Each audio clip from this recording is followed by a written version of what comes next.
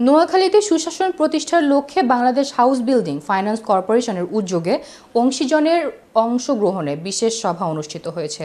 রবিবার জেলা circuit house মিলনায়তনে জাতীয় শুদ্ধাচার কৌশল কর্মপরিকল্পনা সভা অনুষ্ঠিত হয়। অনুষ্ঠানের প্রধান অতিথি হিসেবে বক্তব্য রাখেন অর্থ মন্ত্রণালয়ের অতিরিক্ত সচিব মোহাম্মদ আজিম উদ্দিন বিশ্বাস। অনুষ্ঠানে বক্তারা বলেন, বাংলাদেশ হাউস বিল্ডিং ফাইন্যান্স কর্পোরেশনের মাধ্যমে মানুষের ঘর নির্মাণের স্বপ্ন পূরণ হচ্ছে। এছাড়াও সহজ সুদ হওয়ায় প্রতিষ্ঠানটিতে ঋণ নিয়ে মানুষ মহাখুশি। বাংলাদেশ হাউস বিল্ডিং ফাইন্যান্স কর্পোরেশনের ব্যবস্থাপনা পরিচালক মোহাম্মদ আব্দুল মান্নানের সভাপতিত্বে সভায় প্রধান অতিথি হিসেবে বক্তব্য রাখেন অর্থ মন্ত্রণালয়ের আর্থিক বিভাগের অতিরিক্ত সচিব মোহাম্মদ আজিম উদ্দিন বিশ্বাস সহ আরও অনেকে।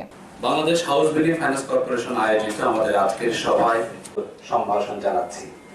প্রিয় সুধী, শুরুতেই আর সবচেয়ে বড় কথা যে আমরা যে কোনো কাজই করি না কেন যে অ্যাপ্রোচে যেতে হবে, সেটা হচ্ছে যে আমাদের লিগ্যাল প্রসিডিউর যেটা সেটা